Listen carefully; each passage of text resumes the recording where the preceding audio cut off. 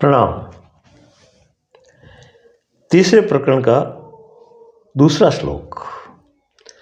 आत्मा अज्ञानात् अहो प्रीतिः विषय भ्रम गोचरे शुक्तेः अज्ञानतः लोभः यथा रजत विभ्रमे यथा रजत विभ्रमे। ये जो भ्रम की बात है वो अष्टावक्र बता रहे हैं। ज्ञान की कितनी ही बातें कर लो, लेकिन ये जो लोभ वृत्ति है ये नहीं जाती। ये अगर नहीं जा रही है और ये अगर दुख का कारण है तो फिर बातों से क्या होगा? सिर्फ बातों से वो स्थिति प्राप्त नहीं होगी जो बुद्धत्व की है। हमारा भ्रम जब तक नहीं निकलेगा मन का, तब तक यथार्थ क्या है उसका हमें बिल्कुल भी बोध नहीं होगा। और यदि बोध नहीं हुआ तो फिर हम उस अनुभूति को भी एहसास नहीं कर सकते जो वास्तविक है। हम भटकते ही रहेंगे। इसी बात को उन्होंने इसमें कहा है कि आत्मा अज्ञानात् अहो प्रीति है विषय भ्रम गोचरे शुक्ते अज्ञानतः लोभ यथा रजत विभ्रमे। जैसे शीप के अंदर चांदी का भ्रम होता है। शीप जब कहीं समुद्र किनारे पड़ी होती है खुली, तो जब सूर्य की किरणें उस पर गिरती है तो उसमें से जो चमक निकलती है तो दूर से देखने पर ऐसा लगता है कि कहीं चांदी पड़ी है, क्योंकि चांदी का रंग और कलर भी वैसा ही होता है। तो मन भ्रमित हो जाता है और भ्रमित होकर के लोभवश वहाँ जाता है, लेकिन वहाँ सीप मिलती है, चांदी नहीं। इसी बात को उन्होंने कहा कि ये जो विषयों का भ्रम है, ये जो गोचर मतलब चारों तरफ दिखाई दे रहा है, इन इंद्रिय जो है उसमें भटक रही है। तो ये ज्ञान की बात करने मात्र से लोभ वृत्ति का मोह नष्ट नहीं होगा। इसके अंदर हम गहरा उतरना होगा, गहरा समझना होगा और गहरा चिंतन मनन करना होगा। तब जाकर के यह ज्ञान का भ्रम जो हमें भटका रहा है, हमें दुखी कर रहा है, वो दूर होगा और हम उस आनंद घन की स्थिति में स्थित हो सकेंगे। ये बात अष्टावक्र जनक को सावधान करते हुए कह रहे हैं कि इतनी बातें लोग करते हैं फिर भी लोभ क्यों नहीं जा रहा उनका। जब वो कहते हैं कि सब कुछ आत्मा है, कुछ भी यहाँ संसार में व्यवहारिक ढंग से देखें तो हमारे साथ कुछ रहने वाला नहीं है, एक दिन सब चला जाएगा, ऐसा कहता हुआ भी उसी में गड्ढमड है, वो उसी में गिरा हुआ है, उसी में ओतप्रोत हो रहा है, उसी में लुढ़क रहा है, उसी में गोते खा रहा है। ऐसा क्यों हो रहा है? फिर तो फिर कथनी करने में बहुत भारी अंतर हुआ। फिर वो कहता है कि ये जो बातें हैं ये बेकार की बातें हैं, मुझे तो इसमें जो बताया गया वैसा एहसास नहीं हो रहा है। होगा कैसे? जब तुम इन बातों को समझेगा तब होगा ना, क्योंकि तुम्हारे भ्रम की वृत्तियाँ, तुम्हारा जो विषयाक्त जो मन है, जो विषयों को पकड़ रखा है, वो तो तुमने छोड़ा ही नहीं। तो फिर ये विष के अंदर जो अमृत रूपी जो ये बातें हैं, अमृत रूपी जो ये संकेत हैं, वो कैसे जाएंगे? विष तो बीच में तेने अटका रखा है, बीच में। देखो एक प्रसंग है छोटा सा, बड़ा समझने सा इसी श्लोक के लिए। एक बार एक चींटी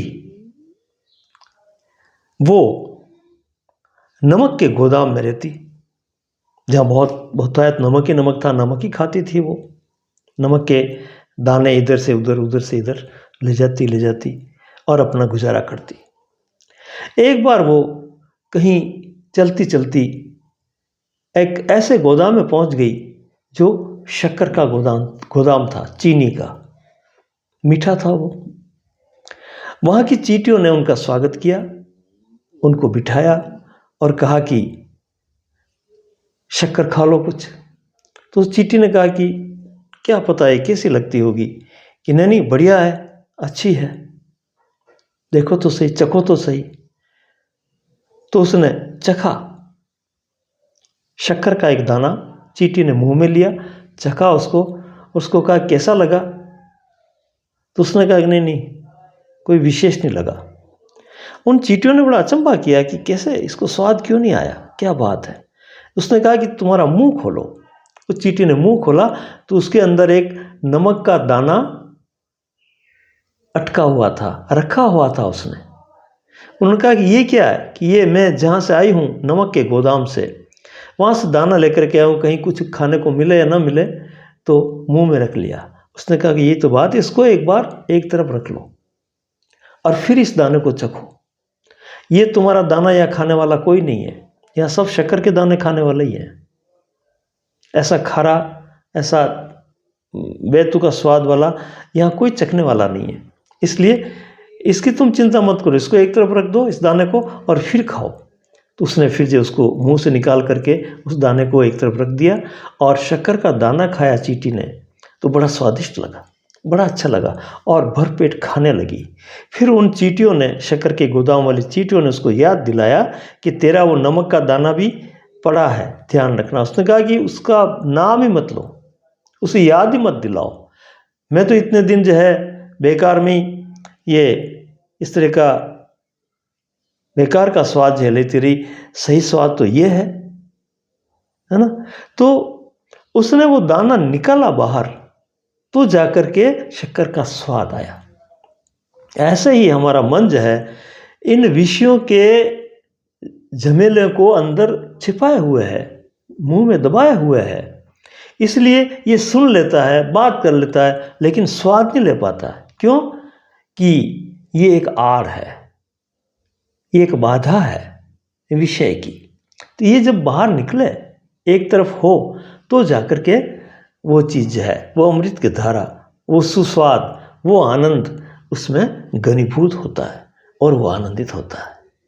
ये तभी हो पाएगा कि जब हम पूरी तरह से तैयार रहेंगे, पूरी तरह से राजी रहेंगे, पूरी तरह से समझने का भरसक प्रयत्न करेंगे, असली समझेंगे, सिर्फ बातों में नहीं रह जाएंगे, कहने सुनने में ही अपना समय जाया नहीं करेंगे, बल्कि हम बहुत ही तल्लीन होकर के बहुत ही गहराई से इसको देखेंगे। तो ये ज्ञान जो है यही हमें भटका रहा है, और इस अज्ञान को निकालने के लिए ही ये सब सूत्र हैं जो हमें संकेत दे रहे हैं कि अगर ऐसा हो जाए और फिर भी ऐसा ना हो तो इसके पीछे कोई कारण है हमारे, उस कारणों को ढूंढना चाहिए, और उन कारणों को ढूंढते हुए, उन पर गहरी दृष्टि रखते हुए, उनको समझते हुए उस पर स्थिर रहना चाहिए। तब जाकर के वो लहर अपने आप हम में प्रवाहित होगी, हम में बोध की लहर चलेगी, और हम वास्तव में क्या है, हमारा निजी स्वरूप क्या है, वो मालूम होगा, और उसी में हम आनंदित रहेंगे। तो ऐसी बड़ी प्यारी बात अष्टावक्र जो है जनक को कहते हैं, बड़े विश्लेषण के साथ, परीक्षण के साथ, कि सिर्फ जो है उद्घोषणाएं कर देना, उद्बोधन कर देना, ज्यों का त्यों उसको वापस दोहरा देना, इतने से ही मत मान लेना कि हो गया। मन इसमें भी चालबाजी चल सकता है, भ्रमित कर सकता है, वो डामाडोल कर सकता है, और ऐसा झूठा एहसास दिलवा सकता है कि मुझे हो गया। और होने वाले की हरकतें, उसका रहन सहन, उसका व्यवहार, उसके जीने का ढंग, उसका तरीका अलग ही होता है। वो इतना बातून भी नहीं होता है, वो उस होने में, उस रहने में आनंदित होता है, उसी में उसकी मौज मस्ती है। उसका आचरण ही बता देता है कि वो कैसा है, कहने की कहाँ जरूरत है। इतना वो दिखावा नहीं करता, इतना वाचाल नहीं होता, इतना प्रचार प्रसार नहीं करता, इतने डींगे नहीं मारता वो कि मैं ऐसा हूँ, वैसा हूँ, ये हूँ, वो हूँ। कहने से कोई ऐसा हो जाता है? नहीं होता ना। तो इसीलिए कहा सुनी को मन जब तुल देता है, उनको आगे बढ़ाता है, प्रवाहित करता है, तो बड़ा ध्यान रखना होगा हमें कि कहीं मन हमारे साथ चालाकी तो नहीं कर रहा है।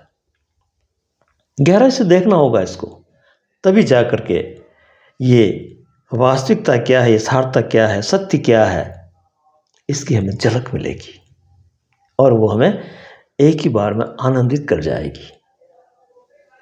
वेदांत में भी ये शुक्ति और रजत का जो इसमें उदाहरण दिया है ना, सीप में चांदी का दिखना, ये एक भ्रम है नहीं है वो चांदी, लेकिन ऐसा लगता है कि चांदी है।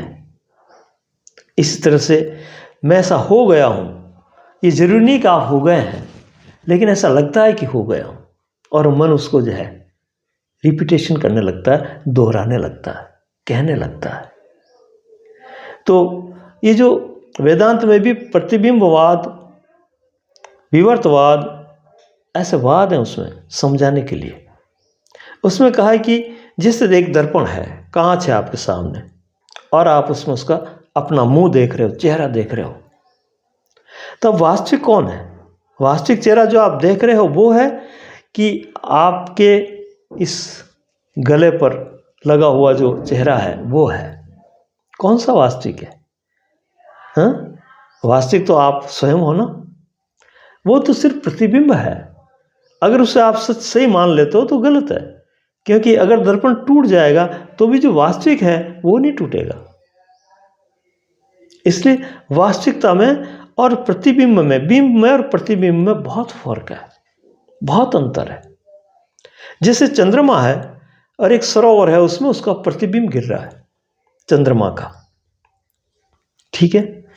अब वो प्रतिबिंब में जो ही उस सरोवर में लहरें चलेगी पानी के अंदर, तो कटा फटा सा वो भी जो है लहरों के साथ हिलता डुलता नजर आएगा। लेकिन जो बिंब है, जो वास्तविक बिंब से जो प्रतिबिंब बन रहा है, वो बिंब, उसमें कहीं लहरें नहीं चल रही, वो हलन चलन उसमें नहीं हो रही है।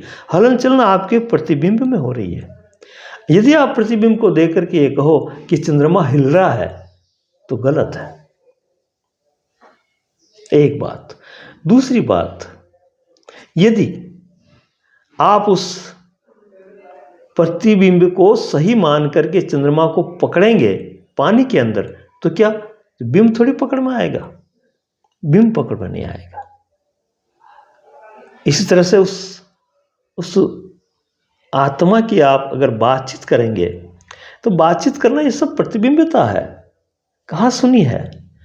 उसमें हमें बहुत ही गहराई से अन्वेषण करते हुए, बहुत ही गहराई से उसमें डुबकी लगानी पड़ेगी, बहुत गंभीरता से, बहुत पेन दृष्टि से देखना होगा कि वास्तविकता क्या है। ये प्रतिबिंब वास्तविक है या बिंब वास्तविक है? अब देखो, अगर ये चंद्रमा का प्रतिबिंब सरोवर में दिखाई दे रहा है हमें, अगर मान लो सरोवर का पानी सूख गया तो क्या हुआ? प्रतिबिंब बनेगा? नहीं बनेगा।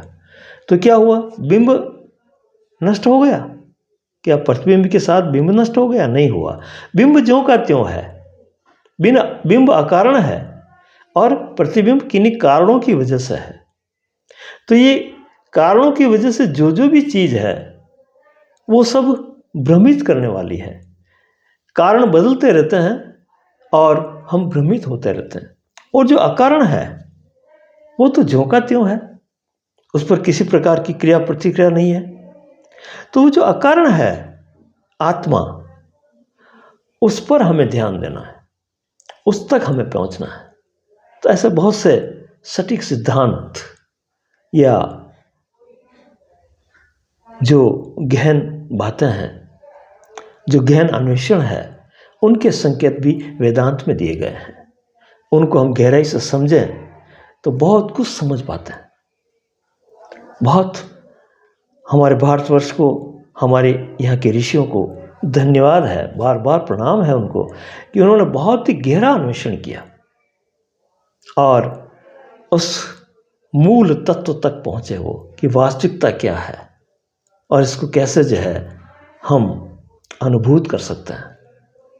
तो ये सब जितनी भी बातें हैं उनको अगर हम ध्यान में रखते हुए गहन गंभीरता से इन पर हम जो है खड़े रहें, समझें, पूरी तरह से पूरा अवलोकन करें, इसका पूरी दृष्टि से इनको देखें, पूरी छानबीन करें, तो कहीं जा कर के ये बात हमारे मन मस्तिष्क और हृदय में समता के साथ उतर करके और हमें उस बोध में स्थित कर देती है।